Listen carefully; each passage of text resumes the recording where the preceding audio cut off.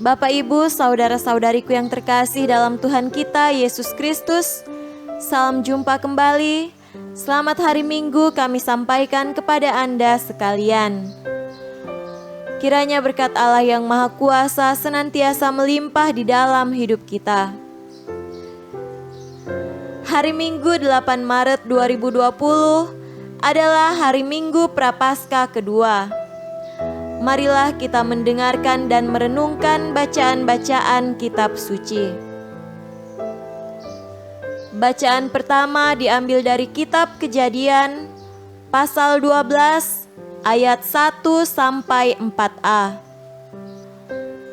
Berfirmanlah Tuhan kepada Abram, "Pergilah dari negerimu dan dari sanak saudaramu dan dari rumah bapamu ini ke negeri yang akan kutunjukkan kepadamu. Aku akan membuat engkau menjadi bangsa yang besar dan memberkati engkau serta membuat namamu masyhur, dan engkau akan menjadi berkat. Aku akan memberkati orang-orang yang memberkati engkau dan mengutuk orang-orang yang mengutuk engkau, dan olehmu semua kaum di muka bumi akan mendapat berkat." Lalu pergilah Abram seperti yang difirmankan Tuhan kepadanya. Demikianlah sabda Tuhan. Syukur kepada Allah. Bacaan kedua diambil dari surat kedua Rasul Paulus kepada Timotius pasal 1 ayat 8b sampai 10. Ikutlah menderita bagi Injilnya oleh kekuatan Allah. Dialah yang menyelamatkan kita dan memanggil kita dengan panggilan kudus, bukan berdasarkan perbuatan kita, melainkan berdasarkan maksud dan kasih karunia-Nya sendiri yang telah dikaruniakan kepada kita dalam Kristus Yesus sebelum permulaan zaman, dan yang sekarang dinyatakan oleh kedatangan Juru Selamat kita Yesus Kristus, yang oleh Injil telah mematahkan kuasa maut dan mendatangkan hidup yang tidak dapat binasa. Demikianlah sabda Tuhan. Syukur kepada Allah. Tuhan beserta kita sekarang dan selama-lamanya. Inilah Injil Yesus Kristus menurut Matius. Dimuliakanlah Tuhan. Injil Matius pasal 17 ayat 1 sampai 9. 6 hari kemudian Yesus membawa Petrus, Yakobus dan Yohanes saudaranya, dan bersama-sama dengan mereka Ia naik ke sebuah gunung yang tinggi. Di situ mereka sendiri saja. Lalu Yesus berubah rupa di depan mata mereka. Wajahnya bercahaya seperti matahari dan pakaiannya menjadi putih bersinar seperti terang.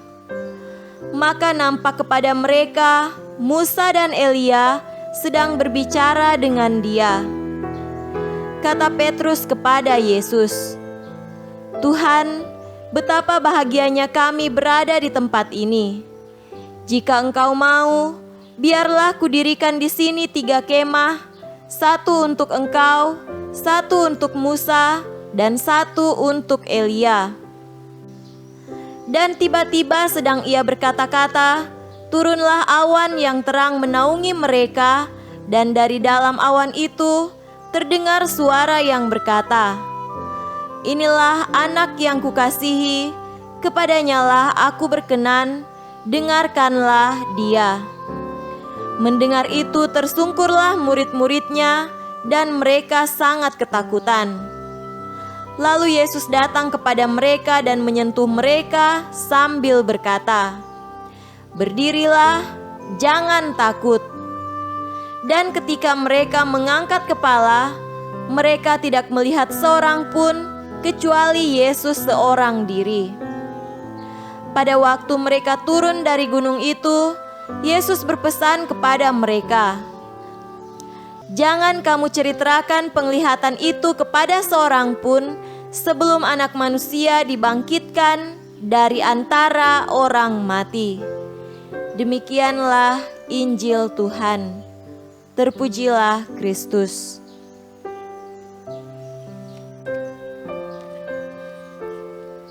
Saudara-saudariku yang terkasih dalam Tuhan kita Yesus Kristus, tema renungan hari ini adalah identitas. Identitas kita menunjukkan siapa diri kita, asal kita, tujuan hidup, semangat dan tugas, serta tanggung jawab kita. Itulah jati diri kita. Orang mengenal identitas kita dari kehidupan kita sehari-hari. Sebagai orang Kristen, pantaslah kalau kita menunjukkan diri sebagai orang Kristen dengan cara hidup Kristen dan pelaksanaan tugas dan tanggung jawab sebagai orang Kristen. Jika tidak, maka identitas kita menjadi kabur.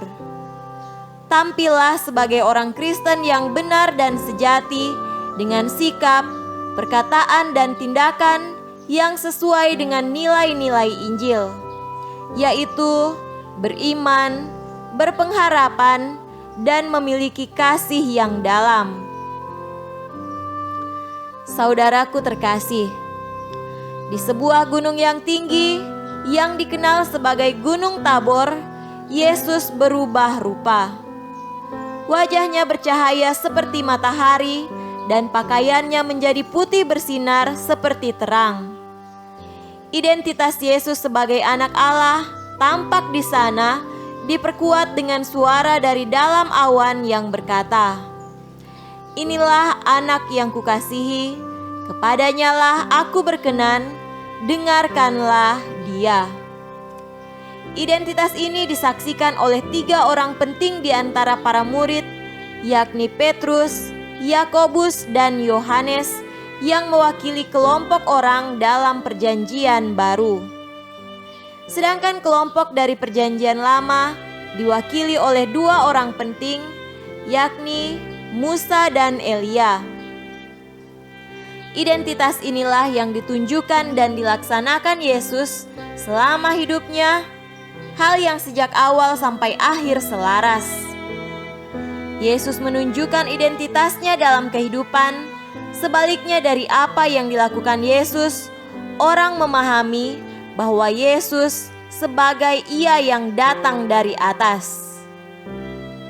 Saudara-saudariku terkasih, tunjukkanlah identitas kita sebagai orang Kristen secara seimbang dalam sikap, perkataan, dan perbuatan.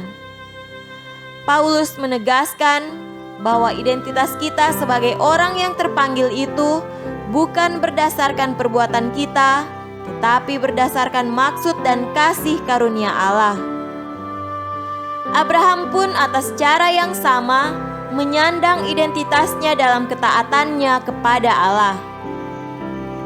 Tampilkan identitas kita secara berani dan laksanakan itu di dalam hidup kita, niscaya banyak orang beroleh kasih karunia Allah. Janganlah malu dengan identitas kita, melainkan banggalah dan laksanakanlah itu setiap hari. Semoga demikian. Amin.